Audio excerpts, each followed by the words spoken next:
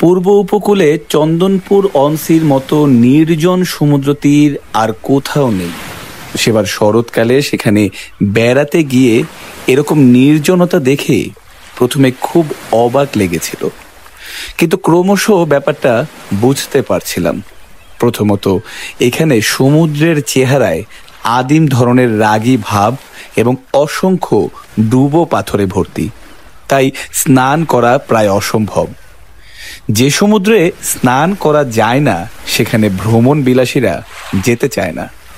দ্বিতীয়ত, চন্দনপুর অনসিতে কোনো বাজার নেই, হোটেল নেই, ছোট্ট একটা জেলে বসতি, আর এখানে ওখানে কয়েকটা বড় লোকের বাড়ি, এবং সেই বড় লোকেরা কদাচিৎ মোটর গাড়ি চেপে নেহাত হুড়তি লুটতেই আসেন।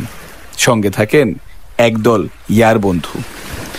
আদিম ধরনের এই ছোট্ট জনপদে সেই সময়টায় যা কিছু হই হল্লা, তারপর আবার সেই স্তব্ধতা, সেই নির্জনতা। অসংখ্য কালো কালো পাথরে প্রতিহত সমুদ্রের ক্রুব্ধ গর্জন, সংকীর্ণ বিচের উপর সাদা কার্পেট মুহুর্মুহু। ধুধু বালিয়ারিতে সমুদ্রের শ্বাস প্রশ্বাস প্রতিধ্বনিত হতে থাকে দিন রাত্রি সারাক্ষণ। প্রথম দর্শনে টের পেয়েছিলাম এ সমুদ্র কারোর নয়, তার নিজের। এই সমুদ্রকে বুঝি ভয় পাওয়া সহজ, ভালোবাসা সহজ নয়। বালির নিচে যত কালো কালো পাথর ছড়ানো, তত সমুদ্রের বুকে হঠাৎ দেখে মনে হয় যেন কেমন করে ফিরে গেছি প্রাক ইতিহাসের কোনো এক শরৎকালে, আর পেছনের অরণ্য থেকে হাজার হাজার ম্যামথ এসে স্নান করতে নেমেছে সমুদ্রে। ভুল হয় যেন তারাই বিকট গর্জন করছে স্নানের আনন্দে, যেন তারাই ঘন নীল জলকে আলোড়িত করছে, ছড়িয়ে দিচ্ছে, ডুবছে, ভাসছে। আদিম ধরনের এ বুঝি এক খেলা। এই নির্জন সমুদ্র তীরে আমি যার অতিথি, তার নাম ডক্টর প্রভু দয়াল পানিগ্রাহী। ডক্টর পানিগ্রাহীর সঙ্গে আমার আলাপ হয়েছিল কলকাতায় একটা সেমিনারে। কথায় কথায় বলেছিলেন, যদি নির্জনতায় কয়েকটা দিন কাটাতে চান, চন্দনপুর অনসিতে চলে যাবেন। ওখানে আমার একটা বাড়ি আছে, শরৎকালটা ওখানেই আমি থাকি। সমুদ্র নিশ্চয় দেখেছেন, কিন্তু চন্দনপুর অনসিতে সমুদ্রের স্বরূপ দেখে অবাক হবেন। ডক্টর পানিগ্রাহী ইতিহাসের অধ্যাপক। চন্দনপুর অনসিতে যাদের বাড়ি আছে তাদের মতো অবশ্য বড়লোক নন, ফুর্তিবাজও নন, বরং স্বভাবে একেবারে সাদাসিধে, নীরস এবং সব সময় কেমন যেন গম্ভীর। বাড়িটা মাঝারি আয়তনের, একতলা, এক টুকরো বাগানও আছে। জানালা থেকে সমুদ্র দেখা যায়। আমার বেশ ভালোই লাগছিল। বাড়িতে ডক্টর পানিগ্রাহী ছাড়া আর জনমানুষটি নেই। উনি নিজেই রান্নাবান্না করেন, বেশিরভাগ সময় পড়াশোনা নিয়ে থাকেন। সবগুলো ঘরে কারি কারি বই। বুঝতে পারছিলাম ইতিহাসের গবেষকের পক্ষে হয়তো এমন একটা পরিবেশই খুব বাঞ্ছনীয়। কিন্তু সমুদ্রের স্বরূপ কতটা দেখতে পেলাম জানি না, একটা দিনেই আমি হাঁপিয়ে উঠেছিলাম।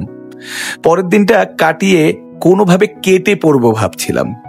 নির্জনতা আমার ভালো লাগে না, কিন্তু এই যেন বড় বেশি রকমের নির্জনতা। তাছাড়া আগেই বলেছি, এই সমুদ্রকে ভয় পাওয়া যতটা সহজ, ভালোবাসা ততটা সহজ নয়। অবশ্য ভয় পাওয়ার মধ্যেও একটা আনন্দ থাকে, কিন্তু এখানে সমুদ্র শুধুই ভয়ের, শুধুই চোখ রাঙানো এক ভয়ঙ্কর আদিম রূপ। পরদিন বিকেলে সেই আদিম ভয়ঙ্করের দিকে তাকিয়ে আছি। হঠাৎ এমন একটা ঘটনা ঘটল যে প্রায় তখনই সমুদ্রের সেই ভয়ঙ্কর রূপ মুছে গিয়ে জেগে উঠল বিপরীত এক রূপ, স্নেহপ্রবণ পিতামহের মুখে সুন্দর হাসির মতো। মুহূর্তে আমার মনে হলো, তাহলে আমারই দেখার ভুল। এই সমুদ্রকে ভালোবাসাও যায়, তাকে আপনও করা যায়। ডান দিকে উঁচু বালিয়ারের উপর থেকে ফ্রক পরা এক বালিকা দৌড়ে নেমে আসছিল। তার সঙ্গে একটা ছোট্ট সাদা কুকুর তার মতো করে নামতে গিয়ে গড়িয়ে পড়ল। বালিকা খিল খিল করে হেসে তাকে বুকে তুলে নিল। তারপর একটুখানি দৌড়ে এসে কুকুরটাকে নামিয়ে দিল বিচে এবং স্কিপিং করতে থাকলো। কুকুরটা এগিয়ে গেল সমুদ্রের কাছে। যেই একটা ঢেউ এসেছে সে সঙ্গে সঙ্গে পিছিয়ে এলো। সাদা ফেনার স্তর তার পায়ের কাছে আসতেই সে মুখ নামিয়ে শুকলো। মেয়েটি স্কিপিং করতে করতে আবার খিলখিল করে হেসে উঠল। বিকেলে গোলাপি রোদ্দুরে নির্জন বিচে দুটি প্রাণীর আপন মনে ওই খেলা দেখতে দেখতে প্রকৃতি আমার কাছে ততক্ষণে অর্থপূর্ণ হয়ে উঠেছিল। সমুদ্রের ওপর শেষ বেলায় সেই গোলাপি আলো পড়েছে। সমুদ্রকে আমার তখন আর ভয়ঙ্কর লাগছে না। এক সুন্দর বালিকা আর তার ছোট্ট সঙ্গীটি এসেই সমুদ্রকে বদলে দিয়েছে। আমি মুগ্ধ দৃষ্টিতে ওদের খেলা দেখছিলাম। ওরা আমাকে গ্রাহ্যই করছিল না। বালিকা স্কিপিং করতে করতে আমার কাছাকাছি চলে আসছিল। কুকুরটাও তাকে অনুসরণ করছিল। ভাবছিলাম কুকুরটাকে একটু আদর করব। ফুটফুটে সাদা নরম, যেন এক পুতুল কুকুর। আর ওই বালিকাও যেন এক সুন্দর পুতুল। কিন্তু ওরা আমার দিকে তাকাচ্ছিল না। কাছাকাছি এসে আবার দূরে সরে যাচ্ছিল।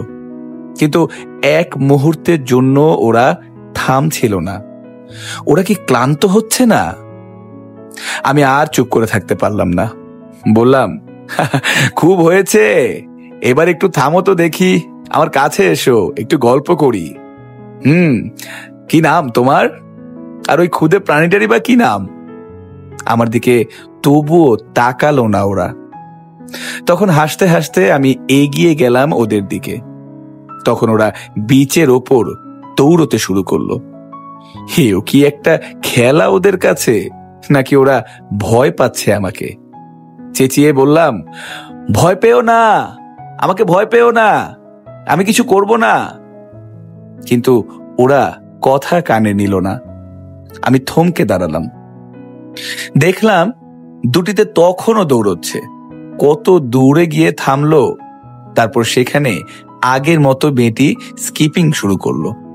কুকুরটাও তাকে কেন্দ্র করে ছুটোছুটি করতে থাকলো। আবছা ধূসর একটা পটের গায়ে দুটি ছোট্ট প্রাণী ক্রমশ মিলিয়ে গেল দেখতে দেখতে। আমার মন খারাপ হয়ে গেল। বেশ তো ওরা খেলছিল, কেন ওদের এমন করে বিব্রত করলাম? অচেনা মানুষকে ওরা ভয় পেতেই পারে। একটা পাথরের ওপর বসে রইলাম। সূর্য ডুবে গেলে ধূসরতা ক্রমশ ঘন হলো সমুদ্রের দিকে। নির্জন বিচে কিছুক্ষণ বসে থাকার পর উঠতে যাচ্ছি, হঠাৎ ধূপধূপ শব্দে চমকে উঠলাম। তারপর দেখি সেই বালিকা আর তার কুকুর ফিরে এসে আবার আগের মতো খেলছে। এবার আর কোনো কথা বললাম না। আবছায়ের ভেতর দুটি কালো মূর্তির নড়াচড়া দেখতে পাচ্ছি। ওদের ওই খেলা আর কতক্ষণ চলবে? ওরা কি বাড়ি ফিরবে না? একটু পরে সমুদ্রের শিওরে এক টুকরো চাঁদ উঠে এলো। সমুদ্রের জলে ঝলমলিয়ে উঠল নরম সোনালি জ্যোৎস্না। সারা সমুদ্র যেন তখন সোনার কারুকার্য। বালিকা সমান স্কিপিং করছে। এতক্ষণে আমি উঠে দাঁড়ালাম। তারপর ওদের দিকে এগিয়ে গেলাম। বললাম, কি আর কতক্ষণ খেলবে তোমরা? বাড়ি যাবে না? বালিকা থমকে দাঁড়ালো। কুকুরটা পায়ের কাছে এসে আমার দিকে মুখ তুলল। তার চোখে জ্যোৎস্না চকচক করতে থাকলো। আশ্চর্য নীল দুটি চোখের প্রাণীটা আমাকে দেখছে যেন। বালিকার চোখেও তেমনি জ্যোৎস্নার উজ্জ্বলতা। বললাম, কি কথা বলছো না কেন? কি নাম তোমার? কি যেন বলল। বিচে ততক্ষণে বাতাস বইছে জোরালো হয়ে। সমুদ্রের গর্জন আর প্রবল বাতাসে কথাটা শোনা গেল না। আরো কাছে এগিয়ে বললাম, কি নাম, কোথায় থাকো? সে একটু হাসলো। তারপর হঠাৎ আগের মতো দৌড়তে শুরু করলো। জ্যোৎস্নায় ধূধু সাদা বালিয়ারের উপর দিয়ে বালিকা আর তার প্রিয় সঙ্গীকে ক্রমশ মিলিয়ে যেতে দেখলাম। এতক্ষণে সন্দেহ হলো মেয়েটি হয়তো বোবা, নয়তো আমার ভাষা সে বুঝতে পারেনি। কিন্তু বৌবারা কি খিলখিল করে হাসে? সন্দেহটা থেকেই গেল। ফিরে গিয়ে দেখি ডক্টর পানিগ্রাহী চুপচাপ বারান্দায় বসে আছেন। বললেন, কি বেড়ানো হলো? কেমন লাগলো চন্দনপুর অনসি? বললাম, অপূর্ব। ডক্টর পানিগ্রাহী একটু হেসে বললেন, এখানে সমুদ্র সবসময় মানুষকে কিছু ছবি উপহার দিতে চায়। আপনি কি ছবি পেলেন বলুন? বললাম, এক বালিকা আর তার খেলার সাথী ছোট্ট সাদা কুকুর। বড় সুন্দর ছবি। ডক্টর পানিগ্রাহী আমার দিকে নিষ্পলক চোখে এক মুহূর্ত তাকিয়ে থাকার পর হঠাৎ উঠে দাঁড়ালেন। বললেন, বসুন, কফি তৈরি করি।